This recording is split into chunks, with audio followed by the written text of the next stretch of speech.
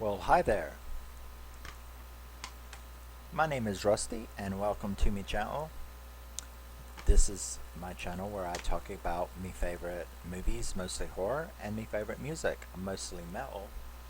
And we are now moving on to the unrated director's cut of The Grudge 2.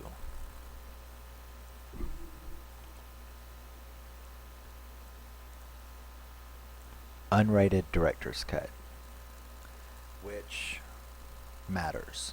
The theatrical version was PG-13, and I think there's only like 6 minutes or something added to this, but it's really important 6 minutes in my opinion. But I really love this movie. I really love this movie.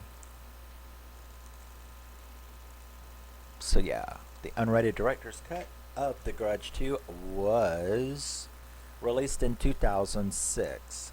It was again directed by the same guy, Takashi Shimizu, written by the same two, Steven Susco and Takashi, based on his, series. It stars Amber Tamblyn, Edison Chen, and Arielle Kebbel. And yeah, so now The Grudge 2 actually starts off with my favorite kill, I think. Let me see.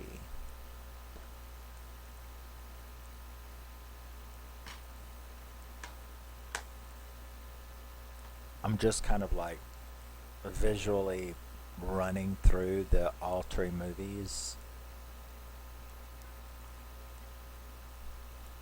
I think it is, yeah. My favorite kill of all three of the Grudge movies is the opening kill in the unrated. I've never seen the theatrical, so I don't know if it's in there. I assume it would. Maybe it's just more brutal in this. But this movie opens with a scene in Chicago, Illinois.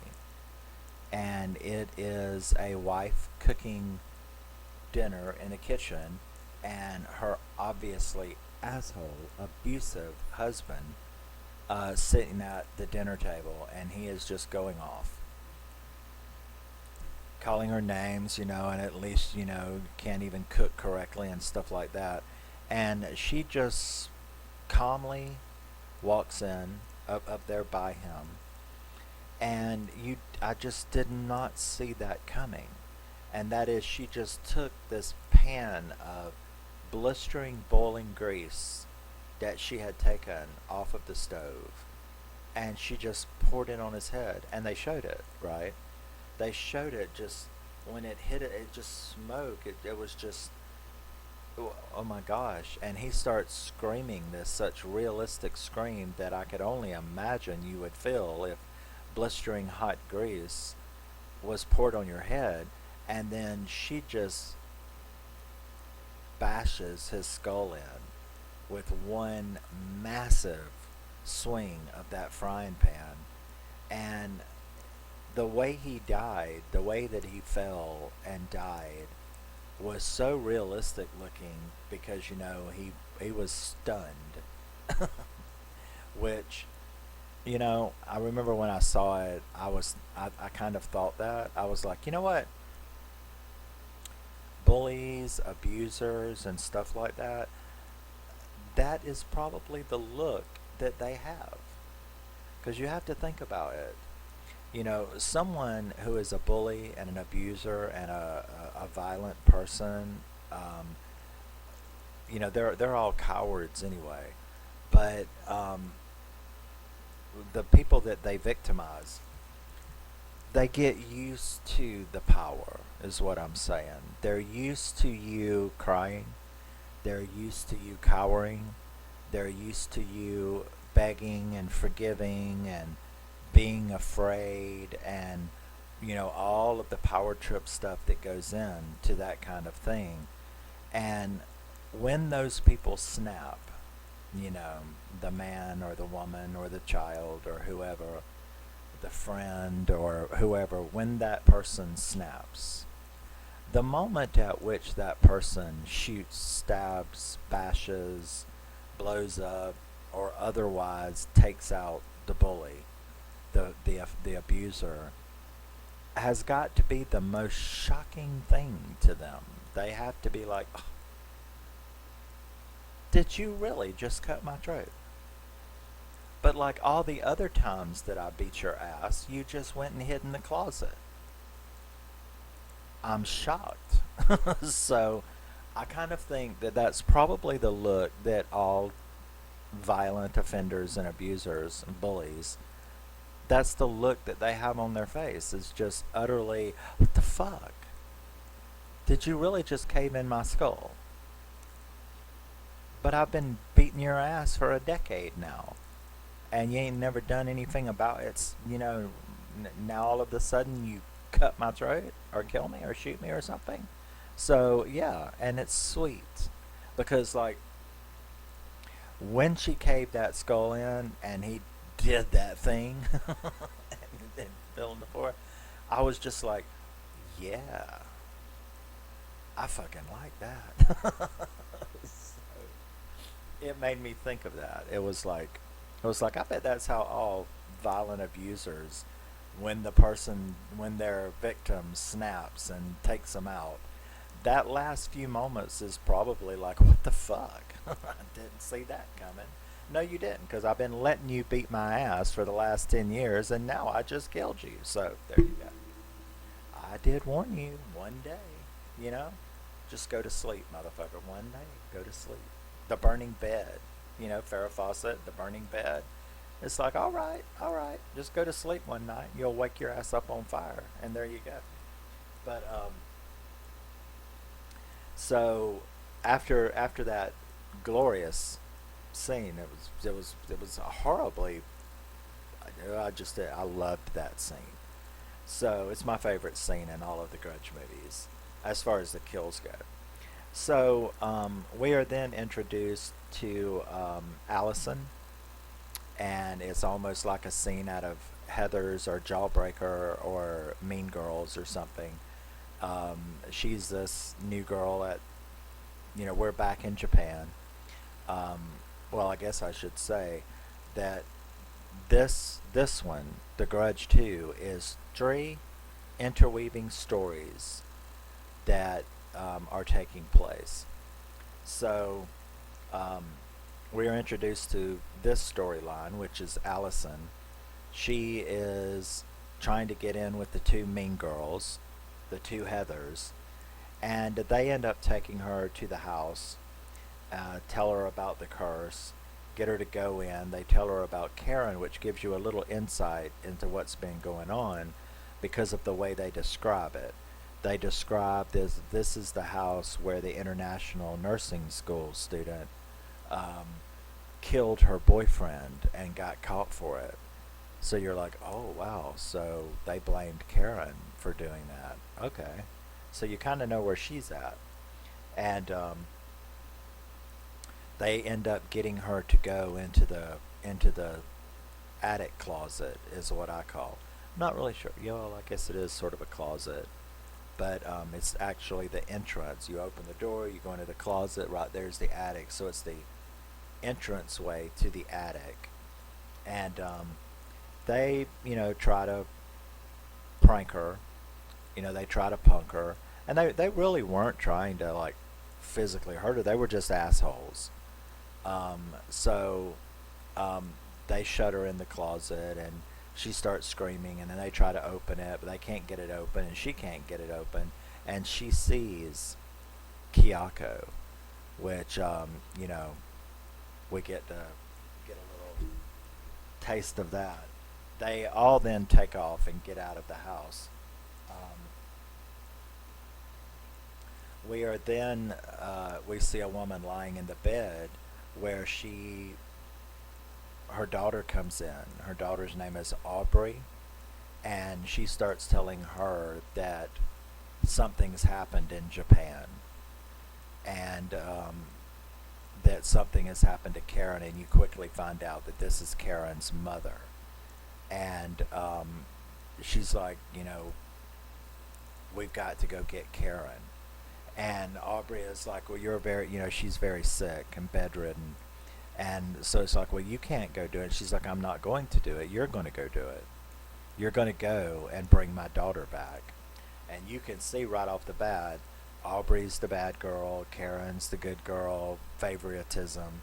So, you can see what's going on there right off the bat. So Aubrey agrees to go, and she goes to Japan, where she then goes to the hospital, and we see Karen. Karen's obviously in a psych ward, because there's nothing physically wrong with her. She's in the psych ward, and they haven't seen each other in a while, because on the way we realize that Aubrey and Karen haven't spoken in a long time. They've got the can't, hate my sister thing between them. So she gets there and talks to Karen. Karen's like, you got to get me out of here. She freaks out. They tie her down. She gets, taken out of the room and doesn't really understand what's going on. We are then taken back to Chicago. Like I said, it's bouncing around between these stories. So back at this apartment complex in Chicago, we see Trish moving in, Miss Jennifer Beals herself from Flashdance. We see her moving into Bill's apartment, where he lives with his children, Lacey, who is like a teenager, and Jake, who is like about 12, and Trish is obviously his girlfriend, and they're moving in, and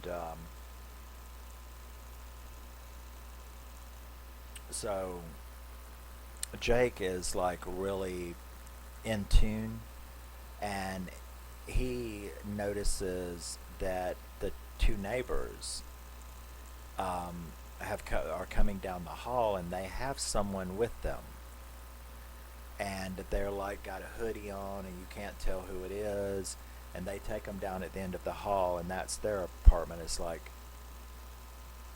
1, 2, 3, so it's like right down there, that apartment. And he's kind of freaked out about that, and we get, of course, to meet them and learn about them, Jake and Trish and Lacey. So we then go back, and we are introduced to Eason. I like that name, Eason. Eason is his name. So we are introduced to Eason back there at the hospital where Aubrey meets him. And at first she thinks he's cool, and then she finds out he's a reporter, and he wants to talk to, she thinks he wants to talk to her sister. So she's like, I'm not, fuck off, basically. And he then assures her that no, he's not trying to do that, that he is interested in this story, that he is sort of an investigative journalist, not a news reporter. He's an investigative journalist. So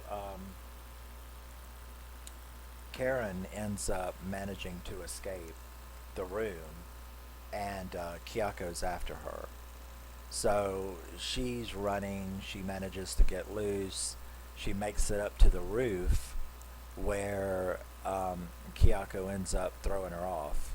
And interestingly enough, poor Aubrey and Eason are walking out the door, and they're right there on the sidewalk. But they've made it out of the foyer into the sidewalk. They're right there on the road, and here comes Karen. That's the end of her for this movie and this franchise, because that was a long fall. Like about,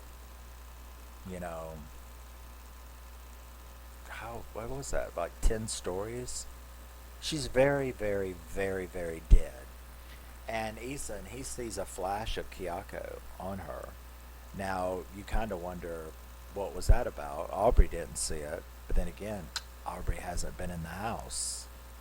So if you kept track, I know that the first thing that I did was like, Easton's been in that house or he wouldn't have seen her, right? So um, that, of course, blows Aubrey's mind. Your sister that you haven't spoke to in years just goes splat right in front of your face, you know. So that's not exactly cool. Um, then we see that Allison, going to that storyline, we see Allison and the two girls. They're all being haunted in various ways. You know, they're seeing visions. They're nervous. They're anxious. They're seeing little things going on, and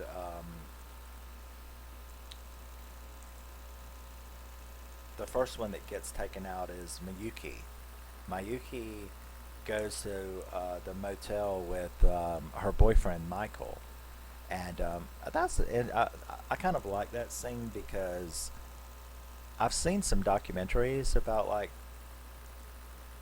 Japanese culture and stuff like that, and I really like the motel that they went to because each room, you know, and if it was lit, it meant it was open, and you could like choose which one you wanted, and there's an actual picture of the room.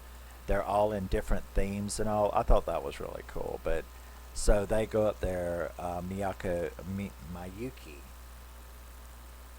I'm not Japanese.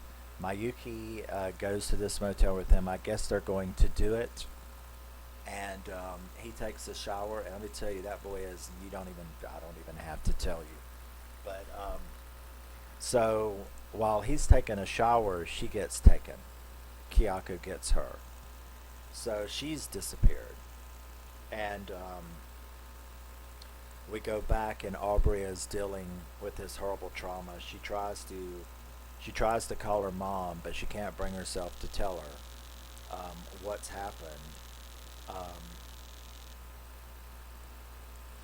and then she talks to Eason more, who explains to her that he's been doing a documentary on this whole shebang since the murders, since the original murders 3 years ago. You have to realize that all three of these movies, they all take place like within the same couple weeks. There's really no spring in this franchise. They're all pretty much very linear as far as being within a couple of weeks of each other. The story is continuous, and really doesn't jump ahead very far. So, um, after he explains to her that he's been doing a documentary on this whole story, he shows her like some of his interviews with the detective from the first movie before he disappeared, and stuff like that, and that, and he tells her about the disappearing investigators, the family, what Matthew and Jen, Yoko. He tells her kind of about all of it, and that he himself has been seeing visions, and he is starting to believe this stuff, this myth. And so they end up going to the house, but he doesn't want her to come in. And she was a good girl. She stayed outside. She wasn't going to go in. But then she sees Kayako in the window and gets a little too close, because I think she actually comes into the yard from the sidewalk, and Kayako actually pulls her into the house. You know, and he sees her, because he's seeing a bunch of visions while he's in there. And he comes down the stairs and sees her, and he's like, "What are you doing in here? Did you not listen to a fucking thing I told you?" And she was had to tell him, "I didn't. I was outside, and now I'm inside, and something grabbed me by the arm. I don't know how I got in here." So we flash back to Chicago. If you notice, I'm having to look at my notes a lot closer to keep track of these movies because of the way they're doing this. Um, so Jake follows the neighbor, that neighbor in the hoodie.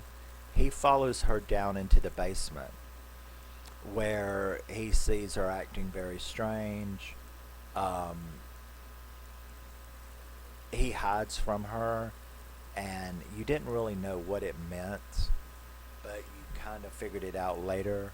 But she walks by him from where he's hiding in this little spot, and he sees her feet walk by, but then he sees what looks like two more sets of feet walking behind her in obvious schoolgirl shoes. Um, Now, later on, you realize, well, I'm not going to say that. That would give it away. But I almost did that. Did you just see me almost do that?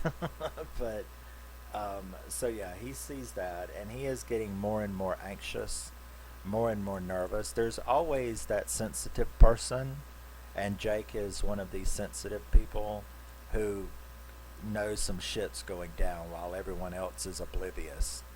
So that's his little role in this one.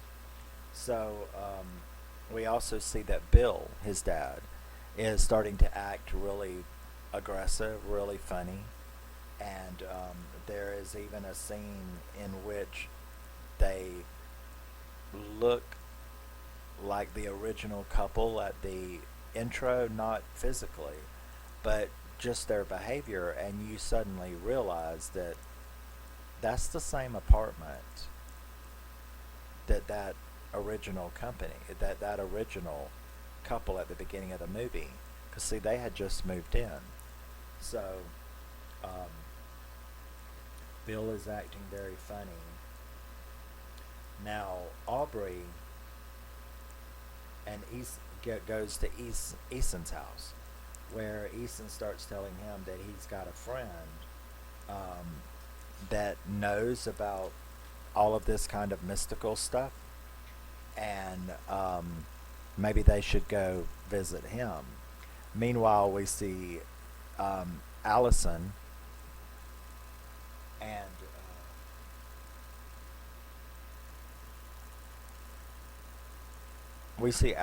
and Vanessa. That's one of the mean girls.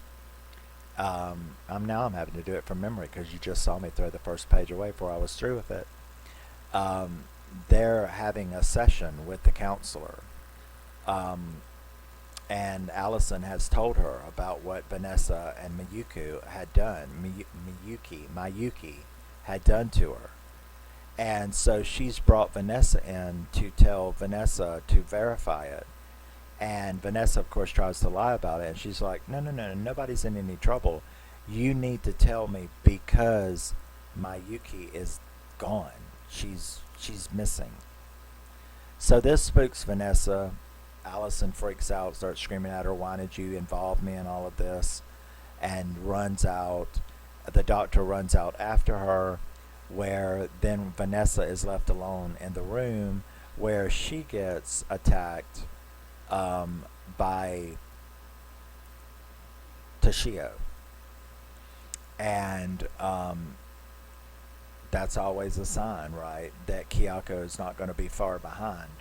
So she freaks out, ends up getting out of the building and running into a payphone, um, where she hears, and of course I'm leaving a lot of the scary, spooky stuff out, like the stuff that happened in the doctor's office. But she runs out, she runs to the payphone, and that's where Kyoko, the cool scene of Kyoko getting her in the payphone. So Allison's the only one left now.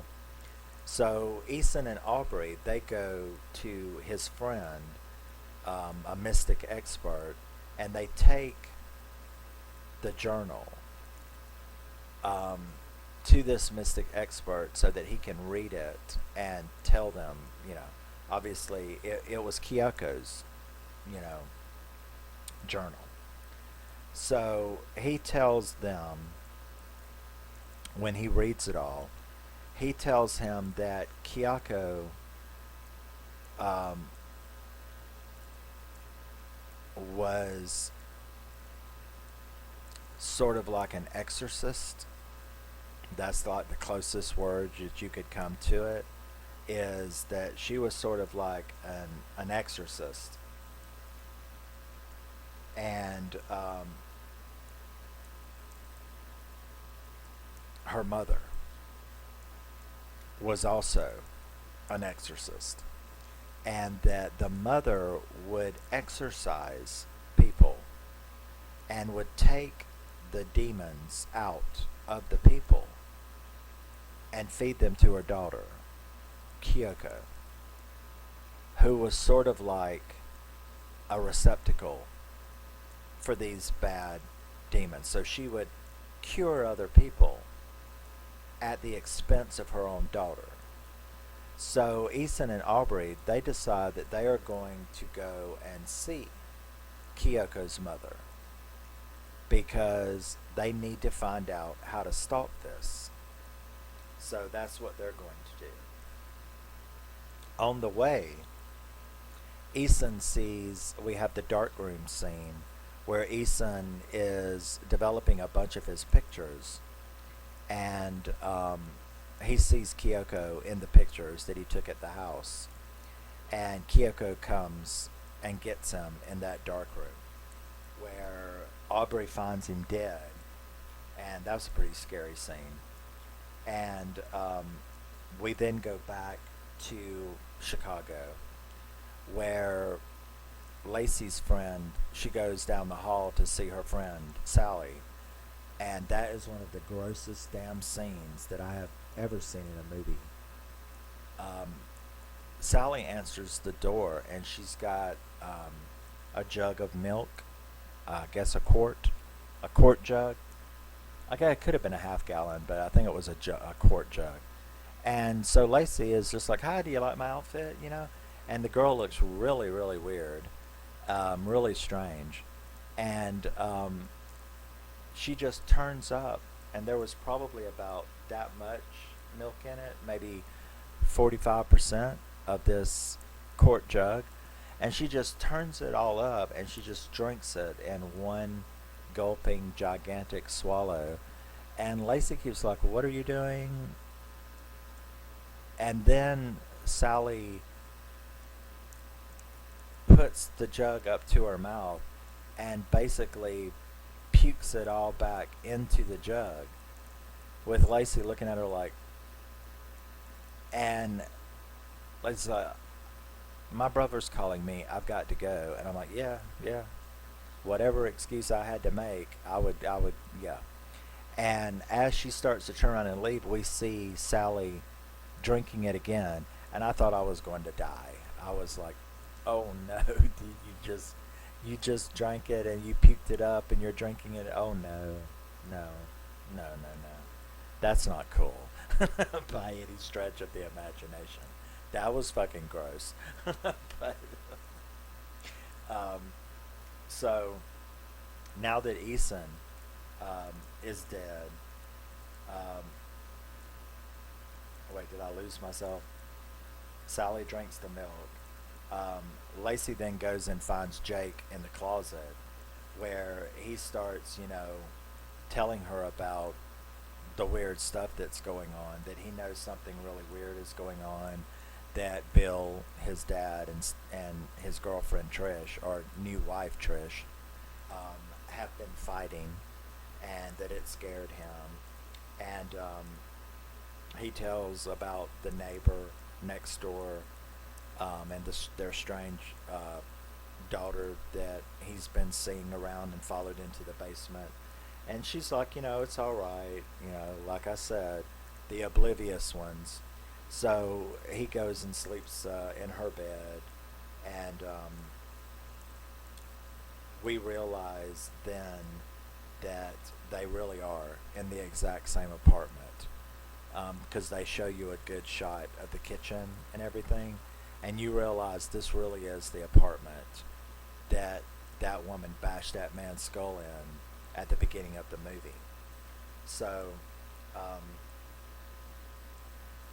Allison we switch back to Allison.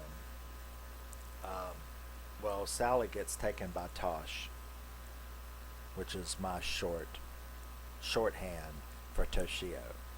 So we have this scene where Toshio gets her. Then we switch back to Allison, um, who goes in to try to tell the counselor, because now Vanessa's missing too. Mayuki is missing, so she goes and crying to the counselor, that same counselor that they had been in with before, and starts telling her about the house, that something's wrong. Um, you know, she wants to go back to America, that the place is just crazy, and that's when the counselor starts telling her that you need to calm down. I've been there to the house, because of Vanessa and them. We went there since the last we talked. We went there, and I've been into the house, and there's nothing wrong with it. So that's when Allison is like, "You've been in the house?" And that's when the counselor turns into this Kyoko looking thing, and you think, well, Allison's gone now too. That's what you think. Allison's gone now too. So, Aubrey, we go back to Aubrey, who has decided to continue. So she goes on to try to find Kyoko's mom in the little village, because they were halfway there. So she goes on to do that, and confronts her about it.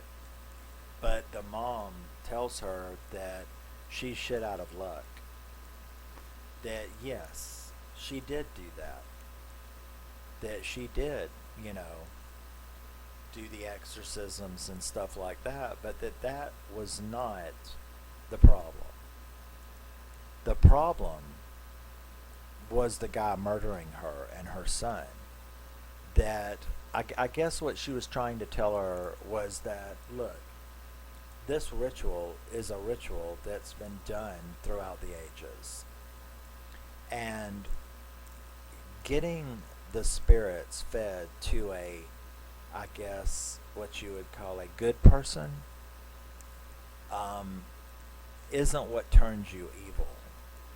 That because you have all of that in you, though, if someone does something traumatic to you, such as being murdered, in rage, that it causes this thing.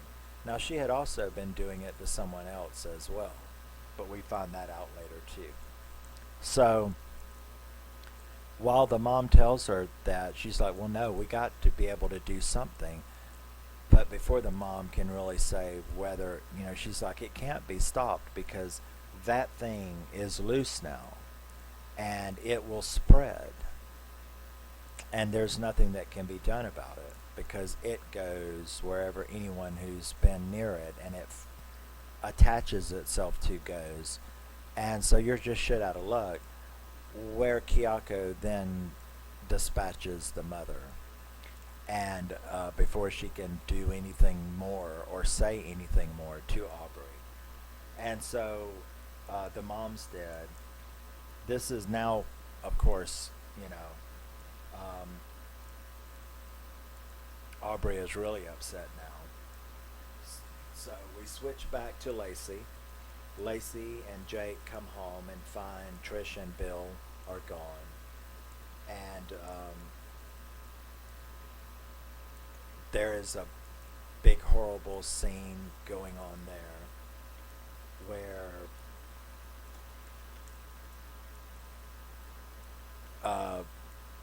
Jake finds the dad and he's dead. Obviously been bashed by Trish.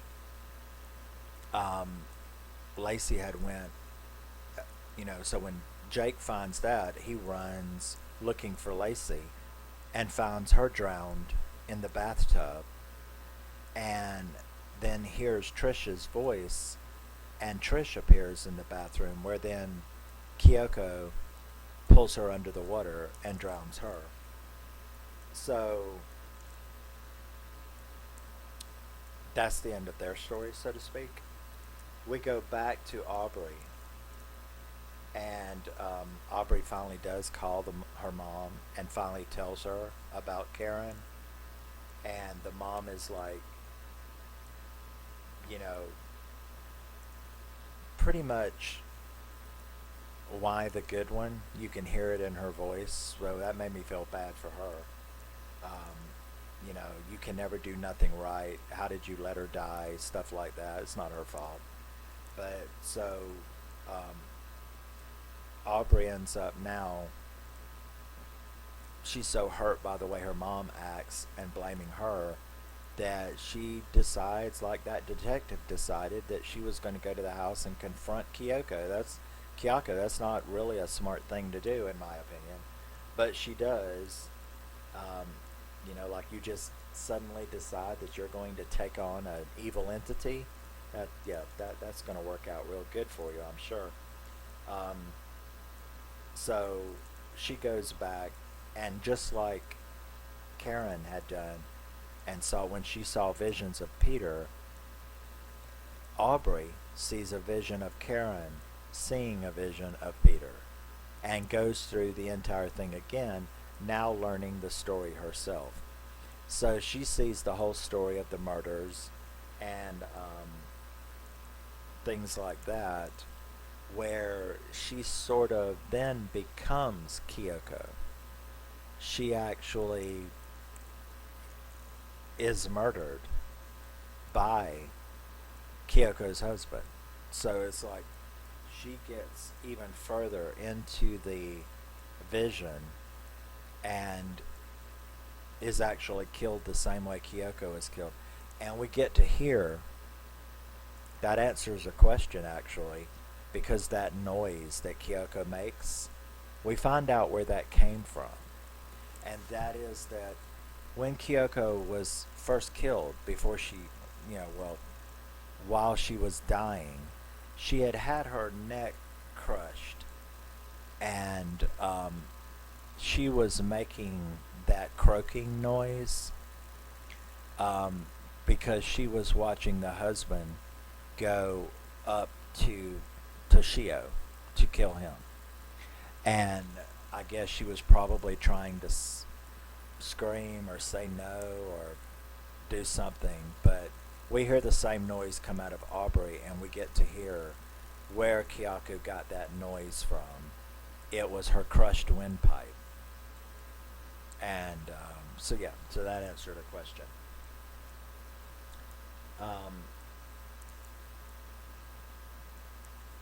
We then switch back to the last scene of the movie, which is Jake running out of the apartment after, Lacey and Trish and Bill, and seeing everything that he saw. He runs out of the apartment and runs into that girl, the one with the hoodie on. And she's over there, going, help me, help me. And she finally pulls down that hoodie, and it's Allison. And the last thing that Jake says to her, is like, this is all your fault. Where did you come from, and what did you bring here? And that's when she removed the hoodie, and you saw it was Allison. Well, she didn't remove it completely, but she pulled it back, and they let you see that it was Allison.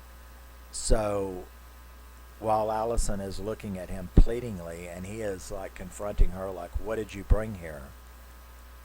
We see this really cool image of Kyoko inside the hoodie, and then we see the hands come out, and Allison is taken, and the hoodie just falls onto the floor.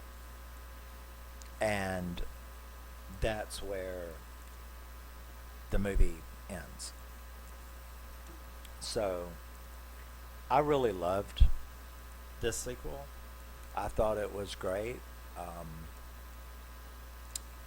it's not rated as high as the others. I don't think people, obviously, people aren't like me. I'd rather have 3 interweaving stories than a bunch of fucking flashbacks. That's just my opinion. But I'm not saying I like this more than the first one. I'm just saying that the first one is an 8 out of 10, and this one is a 7 out of 10. I really, really, really liked this, and I liked the way they continued the story. I like the way this thing is spreading. So that was a big plus to me. I like the way this movie showed you how this entity attaches to people and moves outward from the sphere of, moves its sphere of influence outward. Because this is one pissed off demon, or entity. I don't really guess she's a demon. They've just become these entities, and there's 2 of them. Now, a lot of people forget that. They always concentrate on Kyoko. But Toshio, he's not Cupid. I hate to tell you. He's a little murdering motherfucker too, alright? He takes people away, makes them vanish, disappear. So he's kind of pissed himself. He's a little pissed off vengeance. He's getting a little bit of it too. So that is The Grudge 2. 7 out of 10. Love it very much. I will see you in the next video. Always remember and never forget, you are a very, very, very special person, and don't let anyone ever tell you anything differently, because they're lying to you, man. If they do, it's a lie. It's just a lie. Love you, miss you, bye. See you in the next one when we'll finish this trilogy up. When we talk about the really, really good, I really, really like The Grudge 3. And I will see you then. Bye-bye.